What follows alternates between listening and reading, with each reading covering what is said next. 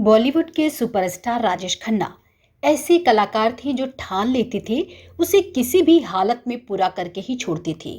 जीवन के आखिरी पल तक उन्होंने जो कमिटमेंट किया उसे निभाया। राजेश में कुछ बात तो थी जो उनके फैंस ने उन्हें आसमान की बुलंदियों पर पहुंचाया। और मजे की बात यह है कि जब स्टारडम नहीं रहा तब भी उन्हें अपने फैंस पर जबरदस्त भरोसा था। राजेश खन्ना ने फिल्में तो की लेकिन जीवन भर कभी एड फिल्मों में काम नहीं किया। अपनी जिंदगी में पहली बार विज्ञापन करने काका लड़खड़ाते हुए स्टेडियम पहुंचे और कहा, बाबू मोशाय, मेरे फैंस मुझसे कोई छीन नहीं सकता। चलिए सुनाते हैं म्यूजिक में इसका दिलचस्प किस्सा। मैं हूं आपके साथ प्रतिभा राय। बदल सकती है लेकिन फैंस हमेशा मेरे रहेंगे। आज तो करीब करीब हर छोटे बड़े एक्टर विज्ञापन फिल्मों में काम करते नजर आते हैं, लेकिन हिंदी सिनेमा के पहले सुपरस्टार ने अपने स्टारडम के जमाने में कभी विज्ञापन में काम नहीं किया। पहली बार विज्ञापन फिल्म का ऑफर मिला तो जीवन के आखिरी पड़ाव पर। उन दिनों काका बहुत बीमार थे, अपने आप को सबसे अलग थलग कर लिया था, मगर उन्हीं दिनों मशहूर एडवर्टाइजिंग एजेंसी लोव लिंटास की तरफ से उन्हें एक ऑफर मिला। हैवेल्स विज्ञापन के एक विज्ञापन का कॉन्सेप्ट खासा दिलचस्प था। राजेश ने इससे पहले कभी किसी एड फिल्म में काम नहीं किया था, और खास तौर पर तब जब वो किसी से मिलना जुलना भी नहीं चाहते थे। ऐसे समय में विज्ञापन में काम करने की उनसे उम्मीद करना ना के बराबर थी। इसके निर्देशन की जिम्मेदारी मशहूर एड फिल्म मेकर और फिल्म डायरेक्टर आर बाल्की को दी गई। बाल्की का मानना था कि राजेश खन्ना के अलावा इस कॉन्सेप्ट पर कोई दूसरा एक्टर फिट ही नहीं बैठ सकता। लोगों के काफी समझाने बुझाने पर राजेश खन्ना इस विज्ञापन को करने के लिए तैयार हो गए। राजेश खन्ना के साथ एड फिल्म की स्टोरी बोर्ड पर चर्चा की गई।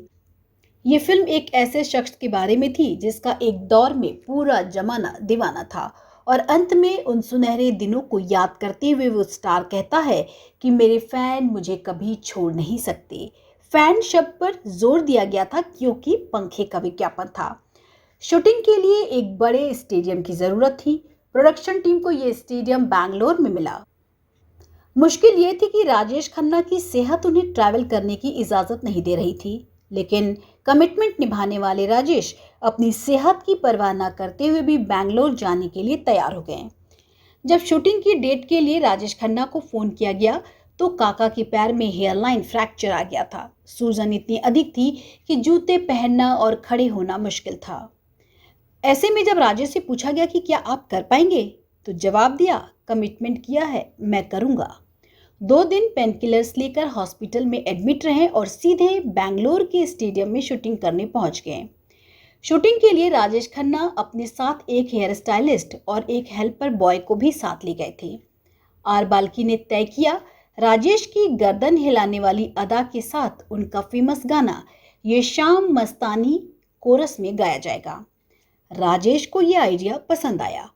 एक तरह से ये एड राजेश खन्ना के सुपरस्टारडम को सलाम थी। कुछ सेकंड के इस एड फिल्म में उनके पुराने जादू को जिंदा करने की कोशिश थी। विज्ञापन इस पंचलाइन पर खत्म होता है कि उनके फैंस उन्हें कभी नहीं छोड़ सकते। बाबू मोशाय, मेरे फैंस मुझसे कोई नहीं छीन सकता। राजेश इतने उत्साहित थे जैसे कि ये उनकी पहली फिल्म हो। अपने वैनिटी वैन में शूटिंग के लिए तैयार हुए। सफेद रंग की शर्ट और ब्लैक बो लगाकर काले रंग का टक्सीडो पहना। स्टेडियम के अंदर व्हीलचेयर पर पहुंचे। सारे दर्द भूलकर टेक पर टेक देते रहे, और जब पैकअप हुआ तो पूरी टीम ने ताली बजाकर उनका स्वागत किया। राजेश खन्ना यूं ही सुपरस्टार नहीं थे। म्यूजिक में फिलहाल इतना ही। अगर आपको हमारे किस्से पसंद आते हैं तो कमेंट बॉक्स में अपनी राय जाहिर करते रहें। साथ ही आपसे गुजारिश है कि हमारे चैनल को सब्सक्राइब करना ना भूलें। ऐसी ही दिलचस्प कहानी के साथ हम फिर हाजिर होंगे। नमस्कार।